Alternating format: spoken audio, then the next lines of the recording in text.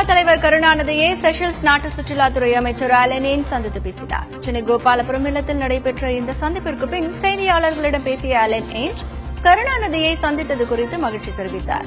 இந்திய சுற்றுலாத்துறையுடன் இணைந்து செஷல்ஸ் சுற்றுலாத்துறையை மேம்படுத்த நடவடிக்கை எடுப்போம் என்று கூறிய அவர் தமிழக முதல்வரை சந்திக்க முயற்சித்ததாகவும் ஆனால் வாய்ப்பு கிடைக்கவில்லை என்றும் கூறினார்.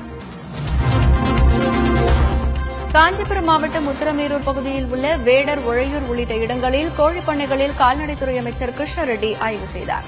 அப்போது கோழி வளர்ப்பு குறித்தும் கோழிக்கு ஏற்படும் நோய்கள் குறித்தும் அவர் ஆலோசனை வழங்கினார். அவிநாசி தொகுதி முன்னாள் எம்எல்ஏ கருப்பசாமி அங்குள்ள ஆலத்தூர் கிராமத்தில் பூசாரியாக இருந்து வருகிறார்.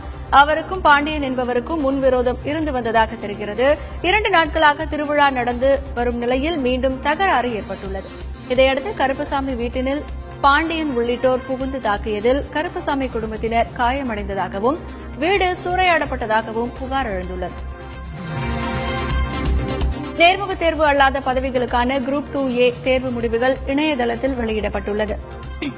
அடுத்த மாதம் 4ஆம் தேதி முதல் சான்றிதழ் சரிபார்ப்பு நடைபெறவுள்ளது. பழனி முருகன் கோவிலுக்கு 21 நாட்களில் 2 கோடியே 1 லட்சம் ரூபாய் வருவாய் கிடைத்துள்ளது. கோவிலில் வைக்கப்பட்டுள்ள அனைத்து உண்டியல்களும் நேற்று திறக்கப்பட்டு எண்ணப்பட்டன. அதில் 975 கிராம் தங்கம், 8500 கிராம் வெள்ளி, 1324 வெளிநாட்டு கரன்சிகளும் வருவாயாக கிடைத்துள்ளன. மதுரை மாவட்டம் கிடாரிப்பட்டியில் தனியார் பள்ளி வேன் கவிழ்ந்ததில் 7 மாணவ மாணவிகள் படுகாயமடைந்தனர். பள்ளி முடிந்து 20 மாணவர்களுடன் மதுரை நோக்கி சென்ற அந்த வேன் ஓட்டுநரின் கட்டுப்பாட்டை இழந்து சாலை ஓர பள்ளத்தில் கவிழ்ந்து விபத்துக்குள்ளாகியுள்ளது. இதில் லேசான காயமடைந்த 10 பேர் சிகிச்சைக்கு பின் வீடு திரும்பினர்.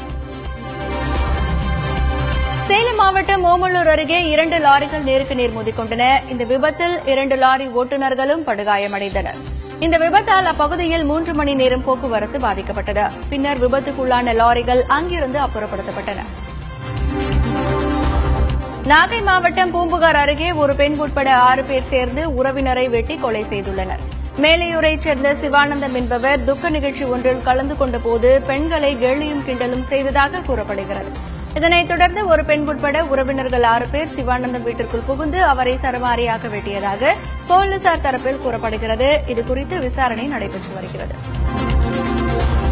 நாமக்கல் மாவட்டம் புகழூர் காகித ஆலை வளாகத்தில் 150க்கும் மேற்பட்ட பாம்புகள் பிடிபட்டன. இங்குள்ள குடியிருப்பு வளாகம் மற்றும் தொழிற்சாலைகள் பாம்புகள் இருப்பதாக வனத்துறைக்கு தகவல் கிடைத்தது. இதையடுத்து பாம்பு பிடிக்கும் குழுவினர் விஷத்தன்மை கொண்ட நல்ல பாம்பு, கட்டுவிரியன் உட்பட 150க்கும் மேற்பட்ட பாம்புகளை பிடித்தனர். பின்னர் இந்த பாம்புகள் கொல்லிமலை வனப்பகுதியில் விடப்பட்டன.